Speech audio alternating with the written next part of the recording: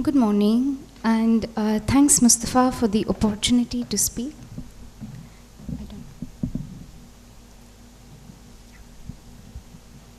Thank you. So as one can see from the title of the presentation, I've chosen to juxtapose the Maharaja of Baroda and Coomaraswamy because they seem to represent these very opposite, often conflicting ideological standpoints in the discourse of craft. However, what the presentation and the paper also tries to do is to consider if we can look at the space of colonial and national exhibitions as an alternative point of departure to understand that there might be a possibility that these ideological standpoints and views were not as exclusive, and they were possibly mutually constituting and reconstituting each other in the space of display and taste making. So I will read for a bit from the paper and then also try to engage with the visuals. I think in the beginning, parts of the paper seem to have overlaps with Iftikhar Dadi's presentation from yesterday, so please excuse me for that. The significance of Indian craft and design was increasingly pitched against the rising profile of European mass-produced goods in 19th century Britain and India. Contrasting pavilions at the Great Exhibition of 1851 set several ideological cross-currents in motion. Thus, the exhibition opened to a mixed public reception, but its most widely endorsed and long-lasting verdict, which had a bearing on the making of India's national art, was one which lent high credibility to Indian design, while giving generous currency to European processes of production. To explain the rationale which supported this development, I quote Saloni Mathur, "This allowed for a Victorian assessment of Indian cultural objects, their aesthetic and utilitarian values, without challenging the prevailing ideological framework of European dominance and industrial progress." Close quote. Clearly, this verdict owed its rationale to the founding ideology of Orientalism and its essentialist frameworks. Now, the appreciation of Indian craft and design may be located on two axes in the metropole. One, as we know, is the British art, craft, and design reform movement, which I think was presented yesterday, and the cause of British industry, as was espoused by Britain's Board of Trade. So by the 1830s, British designers and critics who led the art, craft, and design reform movements used the standard of Indian design to critique uniform British mass-produced goods and steer them in the direction of greater synchrony between material, form, and design. Now, over on the other side, the craftsmen, and design also became cornerstones in the idea of nationalism as much as they did for metropolitan industrialization. So broadly speaking, craft crusaders and cultural nationalists highlighted a climate of national deprivation and a threatened artisanal industry in the wake of industrialization and cheap mass-produced goods in Indian markets.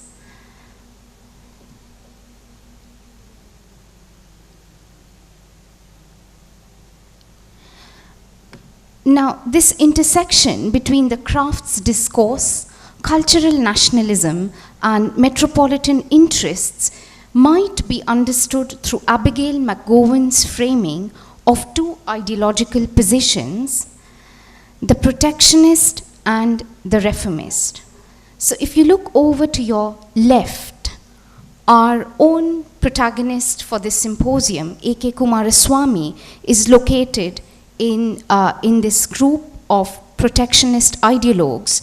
And the second protagonist for this particular presentation, the Maharaja of Baroda, is located as a reformist ideologue in the space of cultural nationalism and the crafts discourse. Now, I think Iftikhar touched upon this yesterday, so I will probably move through it quickly.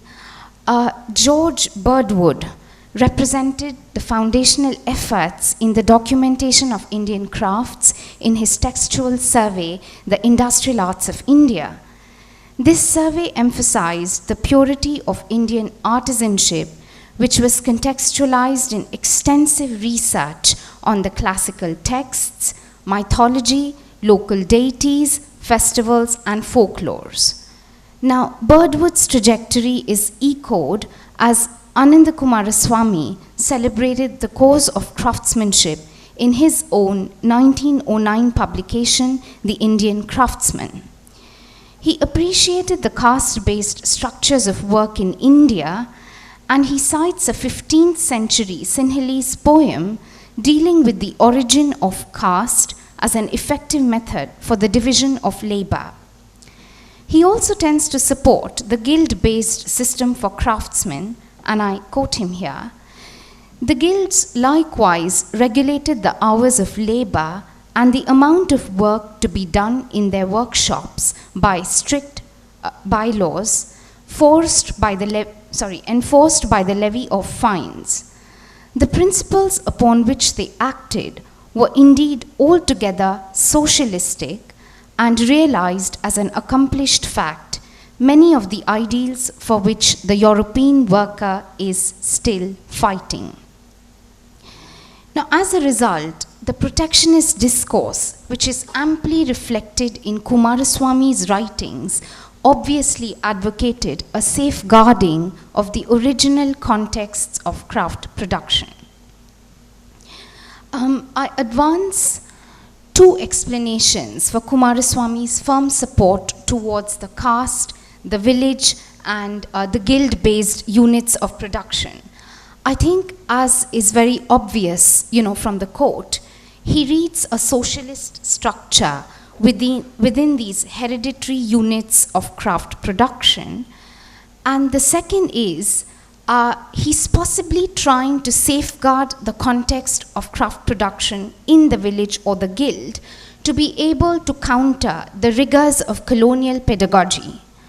So as we know, the British-led art schools increasingly saw drawing as a scientific tool to render aesthetic concepts and to articulate various aspects of joinery and finish. This new colonial pedagogy, which was characterized by order, rationality, scientific instruments, and precision, became a sophisticated counterpoint to the oral modes of transmission which had characterized the traditional guild system. So clearly, Coomaraswamy saw the colonial pedagogy as a compromise in his protectionist standpoint.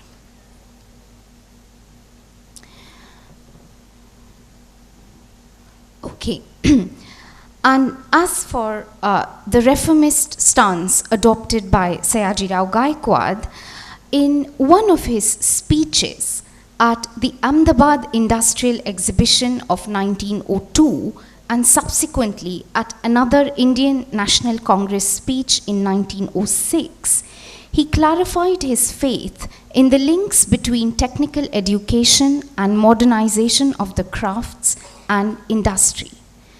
Presenting his ideas on the revival and need for Indian industry, the Maharaja acknowledged that the success and viability of Indian artisanal genres could not be determined solely by their aesthetic competency.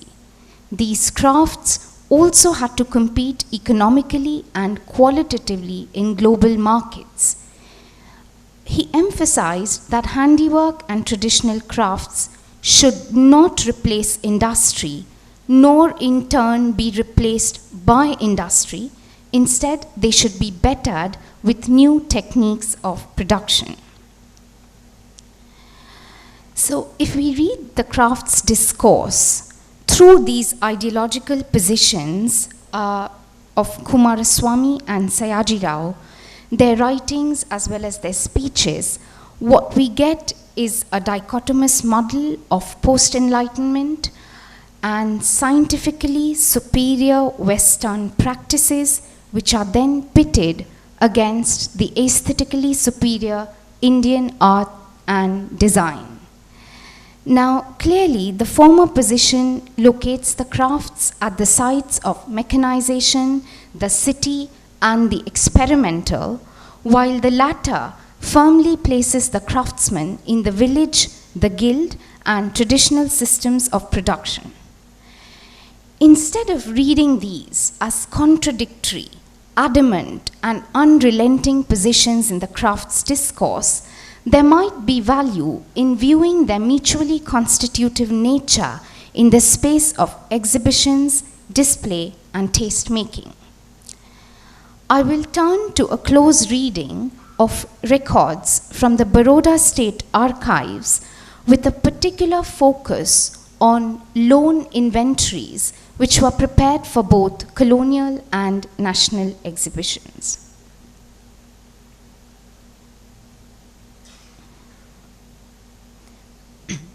So for a very quick summary, for those of you who are not familiar with Baroda, it was one of the 629 princely states, or what constituted the yellow territories on the map.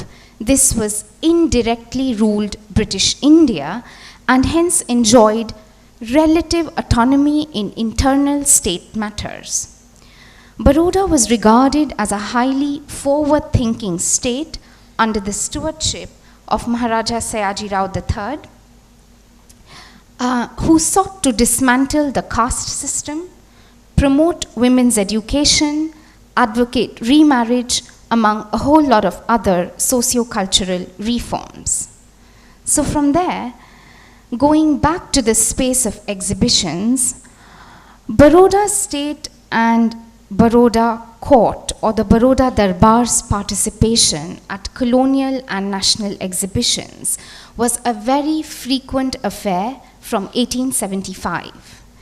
And this is how a typical loan inventory looks like, and the Baroda archives have very well documented records of their participation at these exhibitions and associated correspondence. So it's probably hard to read the print there, and so what I've done is to break up and give you a sense of these loan inventories through this diagram. Typically, from the 1890s, what you get in Baroda's loan inventories are a mix of craft objects, which are typically coming from different sites. So, of course, you have your high art contributions from the likes of Raja Ravi Varma and other European artists. But since the focus of this talk is the craft discourse, I will leave that bit on high arts out. The second space from which these contributions to exhibitions came was Baroda's own polytechnic, also by the name of Kala Bhavan. It was established in 1890, and this typically represents a lot of experimental works which sit at the intersection of craft and industry. Over on the other side, the Baroda Darbar was still collecting and accepting and representing the various village or guild-based craftsmen and their works. So they continued to be a part of these loan inventories.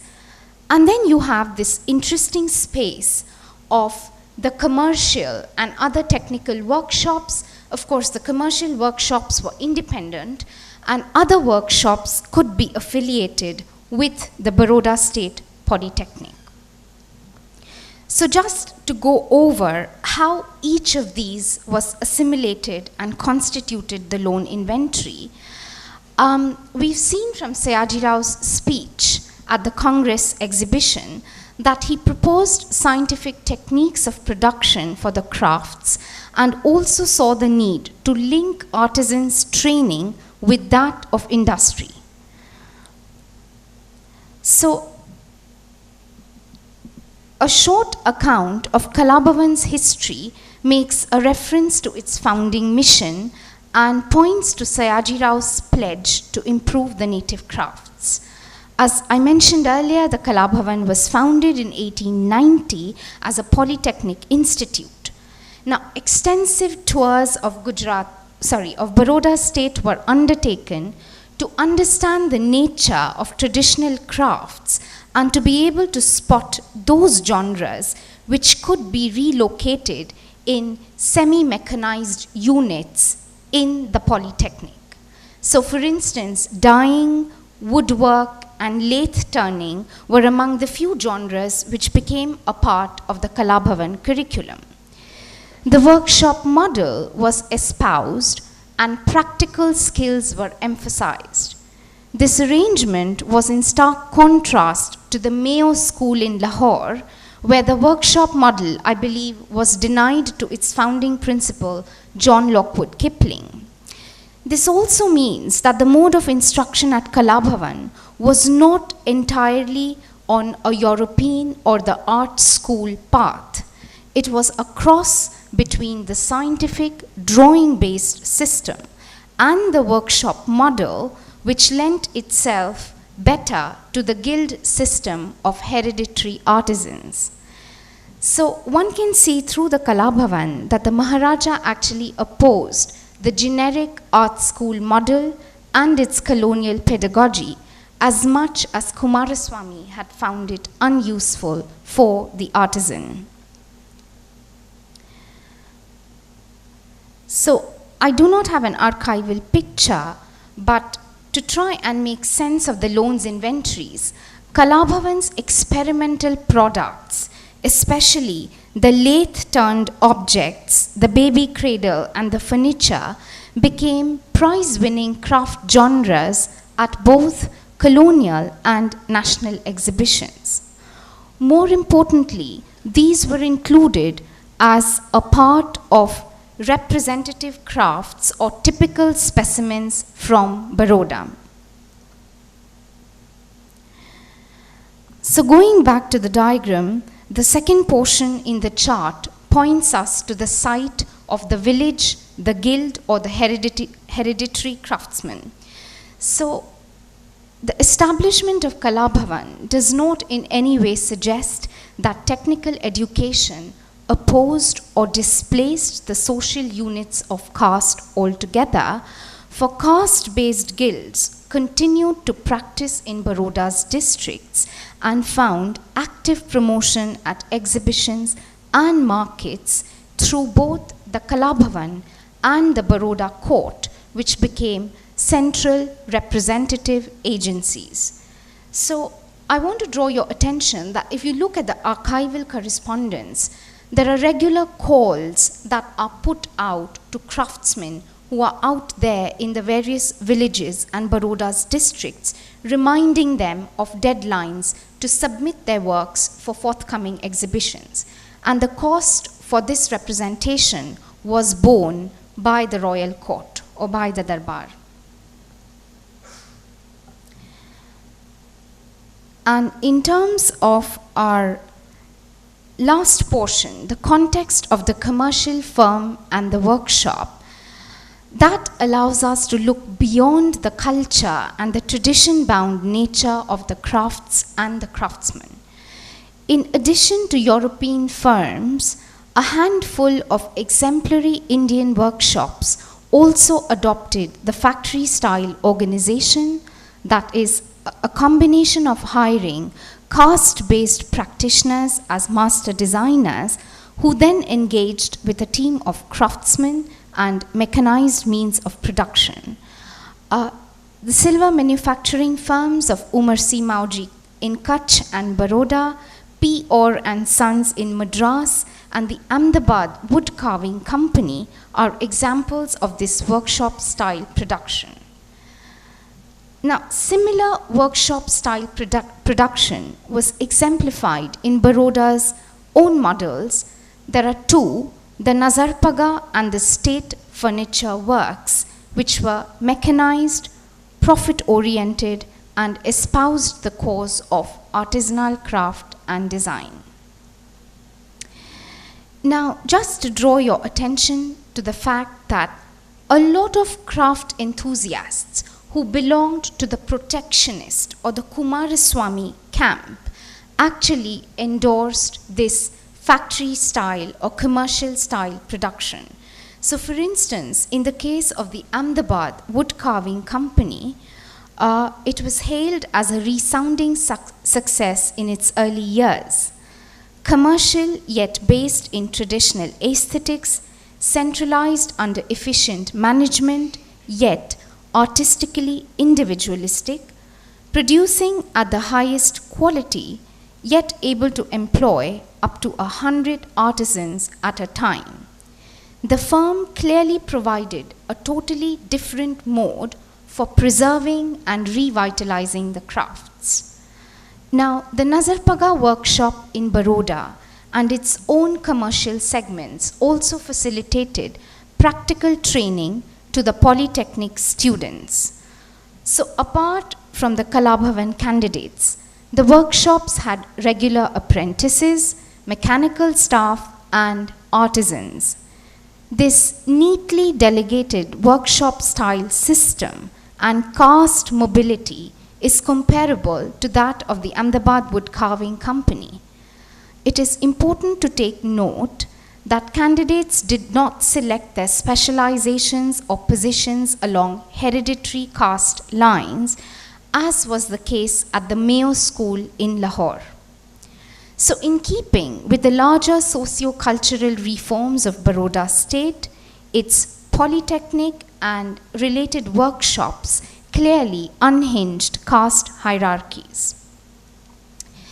Now the Kalabhavan and its associated workshops emerge as modern, successful, and profitable educational and industrial enterprises. All the same, it is important to pause here and question if the adoption of this post-Enlightenment standard of European science dilutes or obliterates the mark of the national, because we must remember that this was a craft discourse that was unfolding in the space of cultural nationalism as much as it was connected to colonial and metropolitan agendas. So I suppose whether or not the quality of the national was compromised, the answer lies in the reception of craft objects which were produced in these spaces and eventually shown or displayed at exhibitions.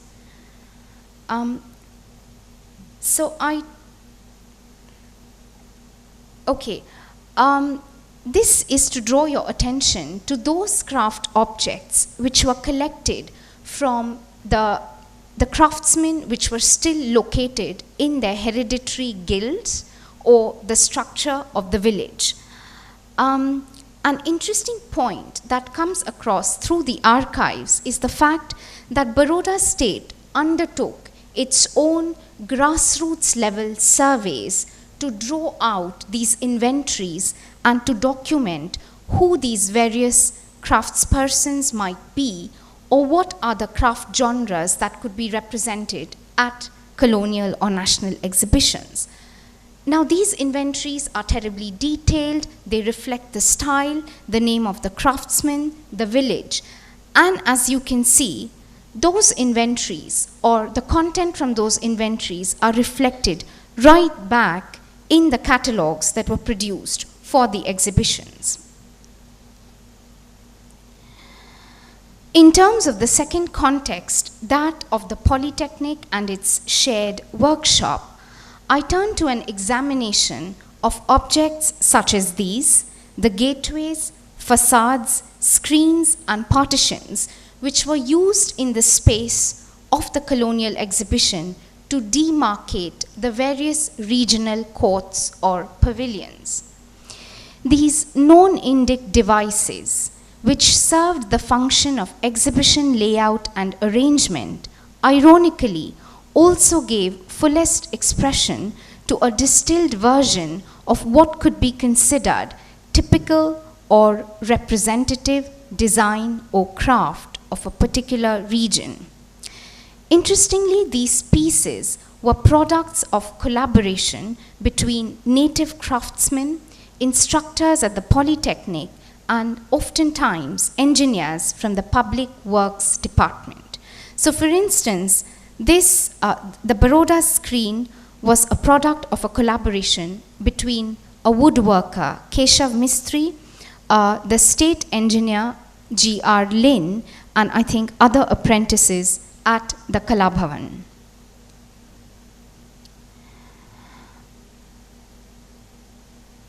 Now, despite their far from authentic contexts of production, the protectionists who were engaged with the Delhi Darbar exhibition of 1902 and 3 promoted these very pieces as authentic of their place of production. So I want you to note that the Coomaraswamy lobby, George Birdwood and George Watt, who were authoring many of these exhibition catalogues, actually received these pieces positively and positioned them as being representative of their region and their regional designs. Post-exhibition reports received these pieces as authentic examples of their place of production. Through their popularity at exhibitions, their documentation in significant catalogues, and repeated displays, the Baroda screen becomes identifiable as belonging to a Baroda category of craft and design. These hybrid items, in contemporary curatorial parlance, might be referred to as star pieces, became representative facades of the Indian craft and design discourse. So that is a reproduction of the Baroda screen in the 1886 catalogue for the colonial and Indian exhibition, and then subsequently it gets reproduced in the Delhi Darbar catalogues as well. My last example looks at the space of commercial workshops and their experiments in hybrid pieces. So this is the landmark tea service, which was manufactured by the Madras-based European firm P. Orr and Sons, and it was gifted by the Maharaja of Baroda to the Prince of Wales during his visit in 1875. Given its status as a royal diplomatic gift, the tea service was subsequently displayed at the Paris Universal Exposition of 1878. As one can appreciate, its ornamentation was that of swamis or god patterns from the Hindu pantheon. Since Hindu icons were traditionally viewed in the iconographic narrative, this design portfolio enjoyed mixed reception. So for instance, George Birdwood and William Morris, who belonged to the Protectionist camp, critiqued these gifts presented to the Prince of Wales. I quote, "It was pitiful to notice how the conquered people had copied the blank vulgarity of their lords."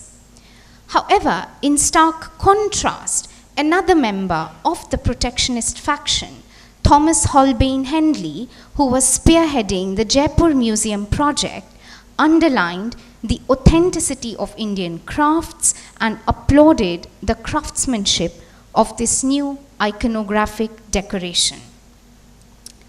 Pieces such as the Baroda screen and the tea set fulfilled both the metropolitan and cultural nationalist agendas. The exhibitions provided the resource of Indian design to serve British manufacturers and simultaneously arbitrated audience tastes in favor of Indian craft, design, as well as the experimental hybrid. So in the end, examples such as that of the Baroda court at colonial exhibitions, which was also hailed as a proxy national model, affords a very assimilative and egalitarian approach to craft production. The traditional and the modern, the authentic and the experimental, and capital and technology sit comfortably in this very inclusive paradigm, which then advances the double discourse of the national as well as the modern. So in terms of methodology, there might be value for us to move on from framing the discourse of the crafts from ideological positions alone, which leave us with essentializing frameworks and binary models. So, for instance, if we are to follow in this idea of cognates, which Mustafa has offered us, then I suppose deeper insights may be gleaned in trying to probe how these ideological positions were actually mutually constitutive in the space of production, display, and taste-making. And I suppose understanding this space of the exhibition requires unraveling of provincial archives and related backroom surveys which shed light on how the very making of colonial exhibitions was actually a very consultative model, and it was a multi-authored site. Protectionists, reformists, and revivalists informed each other's views. So what could have become the totalizing thrust of mechanically produced uniform goods was fissured or nuanced with the differences of exclusive hand-embellished designs and handcrafted forms. And on the other hand, what could have been the totalizing thrust of an unchanging, timeless artisanal practice was informed by new experimental possibilities wherein the crafts were relocated to new sites. So to regard this space of exhibitions as enabling and constitutive or mutually constitutive, I invoke Homi Bhabha's idea of the interstice, that is the in-between space, which creates strategies to formulate new ideas of self or identity through collaborations and contestations so as to articulate difference.